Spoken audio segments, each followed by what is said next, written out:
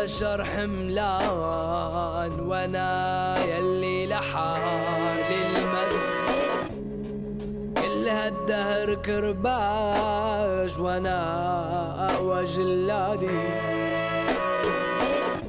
لولا الصبر ما شاب فيني شعب.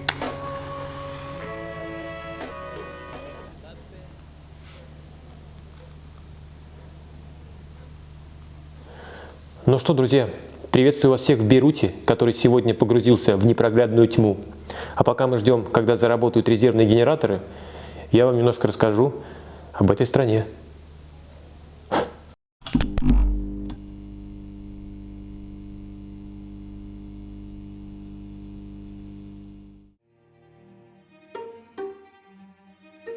Добро пожаловать в Ливан, который некогда назвали Ближневосточной Швейцарией. И это не просто так.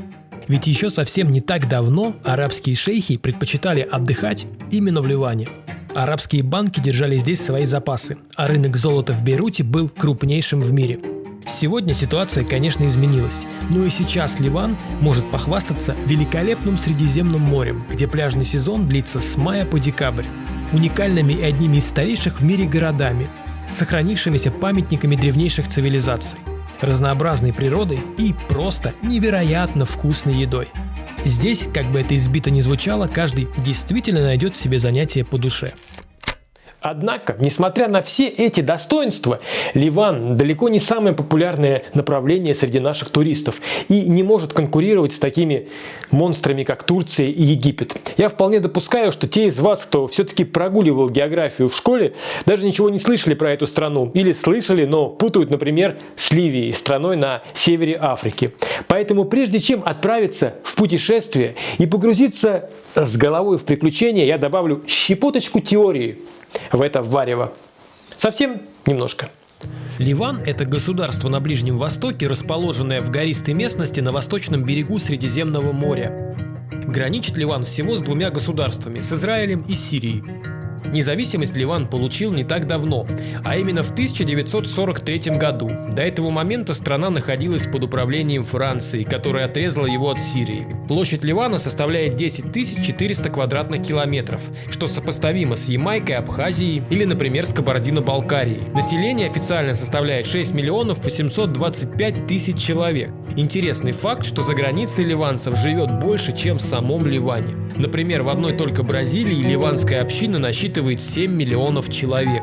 Государство построено по этноконфессиональному принципу на религиозных общинах, которых здесь целых 18. По конституции все государственные посты закреплены. Президент – маронит, католик, премьер-министр – суннит, председатель парламента – шиит, вице-премьер – представитель греческой ортодоксальной церкви и министр обороны – друз.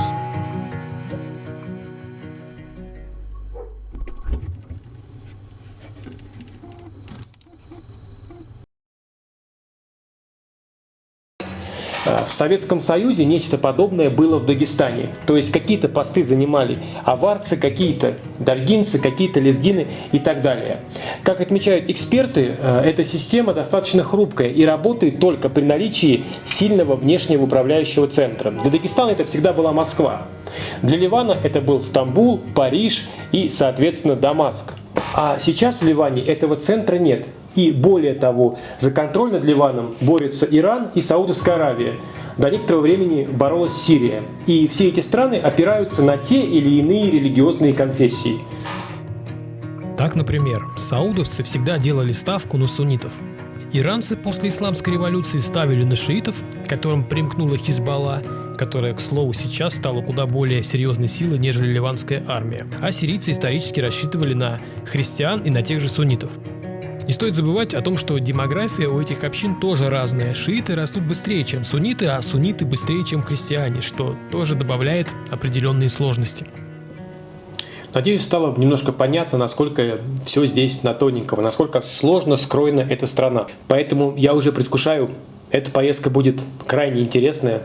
Так что заканчиваем с теорией и выходим на улицы Бейрута. Погнали наших городских, нас ждет удивительный город. Ваше здоровье, друзья! Я стою на том самом месте, которое в 80-е годы прошлого века стала символом одной из самых кровопролитных гражданских войн. Именно здесь проходила та самая зеленая линия, которая делила город на мусульманский запад и христианский восток. До 1975 года, несмотря на все межэтнические конфликты, ливанцам все-таки удавалось сохранить худой мир, что, как известно, лучше, чем хорошая война. А потом случилась гражданская, где поучаствовали Сирия, Палестина и Израиль, который подошел вплотную к Бейруту. Очень много ценного в городе было разрушено. И представляете, каких невероятных трудов, усилий, инвестиций потребовалось, чтобы все это восстановить, придать должный вид. Потом был взрыв в порту 2020 года, который тоже разнес половину центрального района Бейрута. Вот мы же, в свою очередь, постараемся отыскать приятные глазу уцелевшие локации в Бейруте, ведь такие наверняка найдутся, и показать их вам. А начнем мы, пожалуй, с самого очевидного места, абсолютно для любого города, который имеет выход к реке, морю, океану и вообще к любому водоему. И как вы, наверное, уже догадались, это набережная. Как это часто бывает, именно набережная является тем самым местом притяжения всех горожан и туристов. И здесь встречаются друзья, назначаются романтические встречи, занимаются спортом и так далее по списку. Мы гуляем по самому популярному среди горожан месту – набережной, променаду, или же, как ее здесь называют на французский манер, корниш. Говорят, что даже во время гражданской войны жизнь здесь ни на секунду не прекращалась. Да, так и есть, но пришли мы сюда не ради самой набережной, которая, безусловно, хороша, а ради главного открыточного вида Бейрута – голубиных скал. Тысячи лет назад в результате сильнейшего землетрясения участок суши отделился от материка и отошел в море. И сейчас эти голубиные скалы являются одним из главных символов Бейрута. Как и все прибрежные города, Бейрут тоже хранит свои легенды. Легенда о скалах Рауши гласит, что это не просто скалы, а морской монстр, которого Персей превратил в скалу, спасая Андромеду. А тем, кто не сильно заскучал и досмотрел до этого момента, мы раскроем необычную локацию.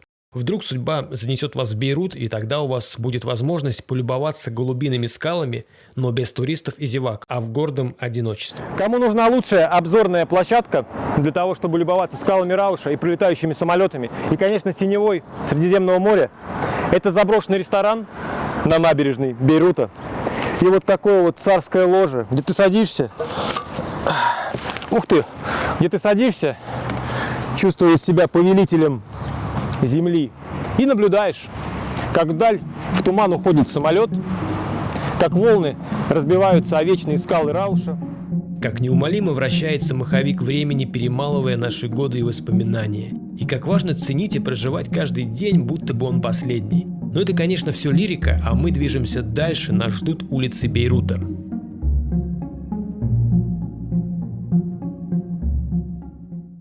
Друзья, мы гуляем по району Хамра. Это тусовочный район, где сотни баров, ресторанов, кафе, магазинов, зазывал, попрошаек, мусора. Здесь есть все. Причем район мусульманский. Но здесь кишит жизнь, здесь валяется везде мусор, грязно. Но интересно. Но при этом интересно. Колоритное место. Не хотел бы здесь жить, честно скажу. Я бы тут не жил. Но мы вам обязательно покажем. Наверняка здесь что-то такое интересное для глаза найдется. Давайте посмотрим. Наверняка для глаза что-то и нашлось, но сам район не сказать, чтобы впечатлил и как-то особенно расположил к себе. Самое интересное, что изначально мы собирались снимать квартиру именно здесь, дабы быть в самом эпицентре жизни.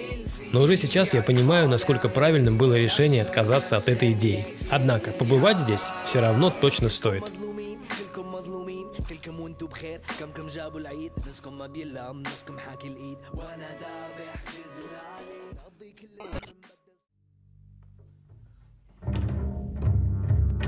Сегодня у нас гастрономический день.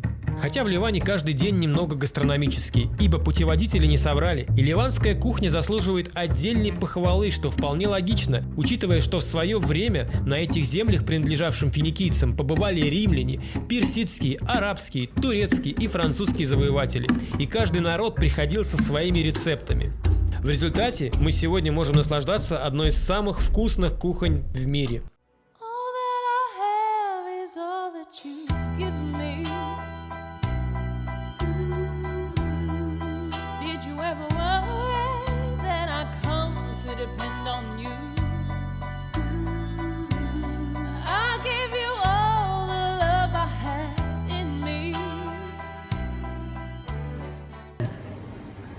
О боги. Бейрут. Приезжайте сюда, друзья. Только восхитительно. Ну, а запиваем, соответственно, айраном. Я вам повторюсь 100-500 раз. В Ливане очень вкусная кухня. Приезжайте в Ливан, попробуйте все сами. Я повторюсь еще раз, я вам говорил ранее. Кухня – это уже то, ради чего стоит посетить Ливан. Друзья, не забыли, где лучшая кухня? Абсолютно верно, в Ливане. Не забыли, зачем нужно приехать в Ливан? Абсолютно точно. Для того, чтобы попробовать лучшую в мире кухню. Мы на одной из главных площадей города, которая в оригинале носит название «Площадь павших». В 30-х годах прошлого столетия на этой площади появился памятник ливанцам, повешенным тут в 1916 году по приказу османского военачальника Ахмада Джемаль-Паши, который, к слову, также ответственен за геноцид армян, греков и ассирийцев. Но этот памятник, выполненный из известняка, почему-то не особо понравился жителям Бейрута. И позже его заменили на работу итальянского скульптора Ренато Марино Маццукаратти, которая стоит на площади по сей день. На горизонте у нас мечеть Мухаммеда Аль-Амина, или же Голубая мечеть, самая большая в Ливане. Вот, вам должно быть ее видно. Куда мы сейчас и направляемся. Голубую мечеть на свои средства отстроил бывший премьер-министр Рафик Харири. Фасады мечети исписаны изречениями из Корана на арабском языке, а 4 мощных минарета словно подпирают небесную высь и не дают ей опуститься на землю. Друзья, в мечеть-то мы не попали по традиции, мы в принципе мало куда попадаем, буквально перед носом закрылась дверь, на самом деле не больно и хотелось. А мужичок-охранник сказал, вот здесь бани есть, римские раскопки. Типа, проходите, все нормально. А тут закрытая и колючая проволока, да? Летать на квадрокоптерах нельзя? Нигде. Хотите?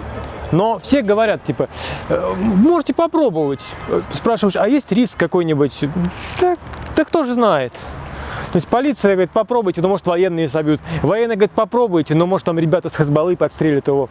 Потом будете разбираться. В общем-то, непонятно. Можно попробовать, в принципе-то. Как бы летать можно, но может быть все что угодно. Центр Бейрута неприятно удивил своей пустотой, безлюдностью, разрухой и отсутствием каких-либо признаков жизни. К большинству достопримечательностей было просто не подойти. А почти на каждом углу нас ожидали блокпосты с военными и полицией. Однако нужно понимать, что это все последствия недавней революции в Ливане и взрыва в порту в 2020 году. А ведь еще совсем недавно все было по-другому, и Бейрут действительно не зря называли ближневосточным Парижем. Но Бейрут на самом деле не такой. Я видел много роликов, блогеров, читал статьи. Пишут, что Бейрут скучный, там грязный, неинтересный. Они были где? Они были, возможно, только в центре, где на самом деле непонятно. Или в районе Хамра, где мы тоже сегодня были. Но завтра мы вам покажем другой Бейрут. Настоящий. Это район Джитави, там где мы живем. Это Бурдж-Хамут недалеко от нас. Может быть Ашрафия, по-моему, да. Это совсем другой город. Просто те, кто приезжают на несколько дней, они погуляют в центре, по набережной, там, я не знаю. Но они не показывают настоящего Бейрута. Мы на половину пути к самому густонаселенному району Бейрута, Бурдж-Хамут. Собственно, мы недалеко отсюда снимаем жилье. Почему на полпути? Да потому что нас накрыл невероятной мощности субтропический ливень, и мы под хилым козырьком какого-то старенького здания пытаемся переждать его. Пока ждем, я немножко расскажу вам про этот район и чем он интересен. Примечателен Бурдж-Хамут тем, что большую часть населения здесь составляют армяне. Как я и рассказывал вам ранее, в Ливане проживает огромная армянская диаспора, которая уступает разве что диаспорам в США, в России, в Грузии и Франции. Так вот, нужно понимать, что Ливан – это территория средневекового армянского спюрка. Некогда армянами была заселена вся Восточная Анатолия, Кипр, Сирия. И армянское царство было некогда очень даже могучим. А чтобы попасть в Бурдж-Хамут, нам предстояло проскочить очень оживленный перекресток со всеми вытекающими ближневосточного стиля вождения, но об этом в следующем выпуске, и перейти мост через реку Бейрут, в которую, увы, последние несколько лет из-за мусорного кризиса самым бесцеремонным образом сбрасывается все, что можно. А где-то здесь, на этих узких улочках, провел свое детство Серж Танкян, который позже уже в Америке основал легендарную System of Down.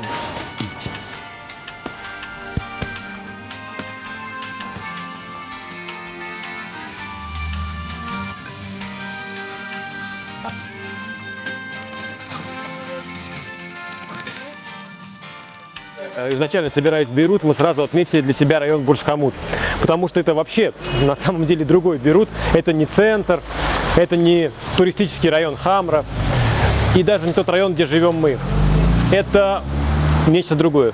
Говоря о районе Бурдж-Хамуд, можно подобрать много разных эпитетов, но самым точным, пожалуй, будет определение «харизматичный». Ведь он не плохой и не хороший, он в принципе не похож на типичный Восток, уж тем более на Запад.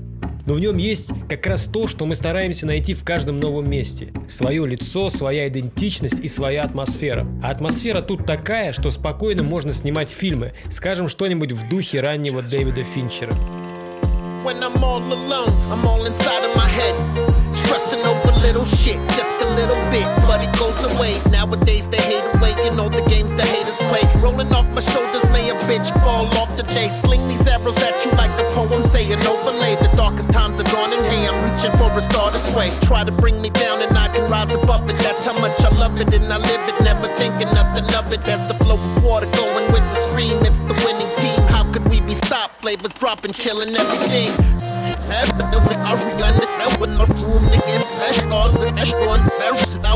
It ain't a test, we the Cali Kings, raising Cali Queens, living Cali dreams, smoking to our Cali theme, lighted from the Valley Green, acres back, Cali meantime, we the only ones trying to go with everything. Just breathe, sometimes you gotta take a breath.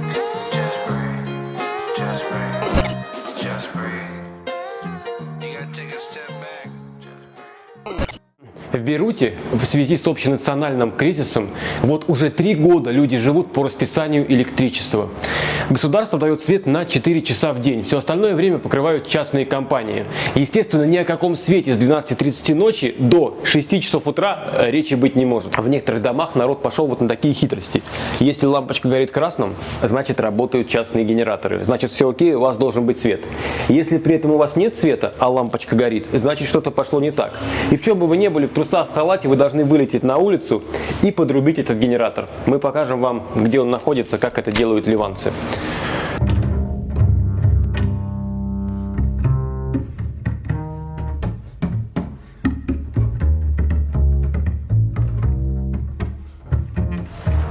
Вот такие рычажки от всех квартир.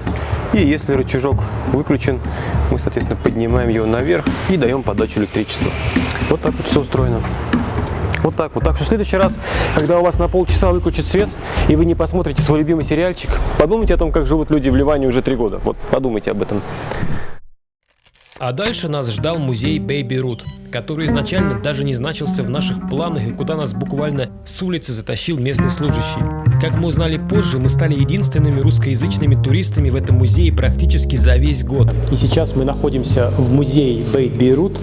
Именно отсюда христианская армия во время гражданской войны 1975 года держала оборону от наступающих палестинских сил. Сейчас проведем вам небольшую экскурсию. Вы посмотрите, собственно говоря, на следы той ужасной войны. Бейрут, также известный как дом Баракат или Желтый дом, был построен в 1924 году по проекту архитектора Юсефа Автимаса. В нем было 8 просторных квартир с видом на дорогу зеленой линии, ныне это улица Дамаск, парикмахерская, фотоателье. Однако за 15 лет гражданской войны от этого места мало что осталось. Долгое время здание никак не использовалось, пока в 1994 году на него не обратили внимания местные активисты.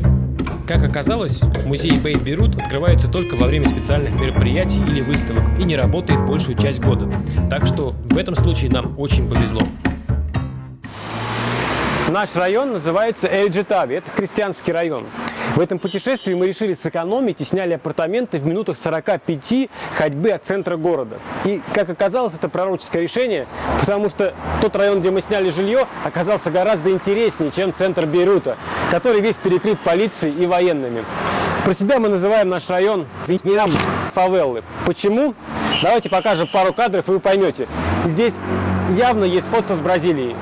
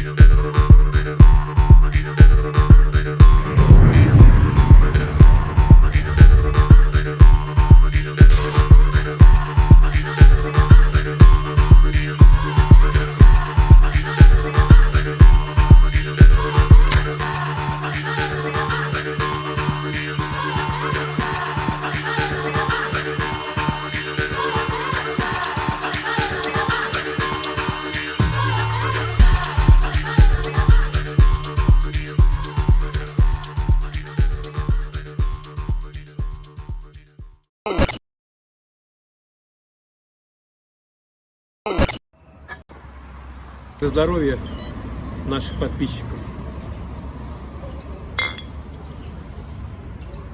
Ну что, друзья, с далеких студенческих годов не пил пиво из бутылки, немножко поностальгируем. Ливан, друзья, как известно, да, французская колония. Соответственно, Ливан — это не совсем про пиво. Это Франция и это вино. Плюс здесь очень мягкий, хороший климат, теплый для вина. Поэтому, так скажем, сложно найти что-либо по пиву здесь ливанского. Здесь есть два гиганта, Алмаза и Бейрут. Соответственно, во всех заведениях именно это пиво. Вот, но есть крафтовое пиво, буквально 1-2 пивоварни, это Эльмир.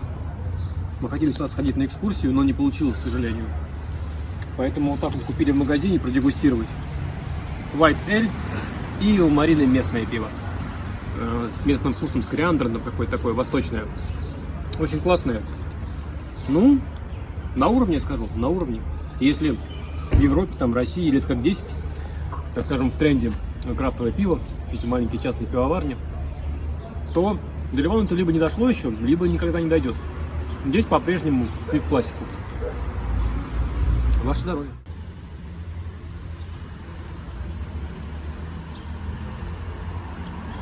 Ух, как Балтика, троечка, студенческие времена. Где моя молодость? Верните мне мой 2007. Бейрут, безусловно, город контрастов, и тут совершенно не ожидаешь, что ждет тебя за очередным поворотом. Невероятные изящные храмы или обычные офисные центры. Новые элитные жилые комплексы или историческая застройка. Уютные улочки с хипстерскими кафе или вообще районы компактного проживания беженцев. И как это бывает, кич и роскошь здесь зачастую соседствуют с бедностью и безнадегой. И тем интереснее исследовать этот город, ведь у него так много лиц, и все они такие разные. Но наше знакомство с Бейрутом подходит к концу. За последние десятилетия Бейрут пережил целый ряд кризисов, но за падением неизменно следовал подъем. Бейрут 1000 раз умирал и 1000 раз возрождался, пишет поэтесса Надия Туини. Ее слова перекликаются с ливанской пословицей: Бейрут 7 раз разрушали и 7 раз восстанавливали. И я искренне убежден, что этот раз не станет исключением, и Бейрут, как та самая птица Феникс, сгорев, снова возродится из пепла. Или нет? Скорее всего, вариантов только два. Либо вы поймете этот город, почувствуете его и кайфанете от Бейрута, либо же вам он дико не понравится, и вы скажете: серо, скучно и грязно. И я надеюсь, своим видео мы смогли вам показать настоящий Бейрут и смогли вас убедить в том, что он действительно интересный, действительно не похожий на другие города, действительно стоит того, чтобы посетить. И отвечая на вопрос, а жил бы я здесь, я вам скажу: да, я бы тут жил. Я бы тут жил. Поехали. До встречи.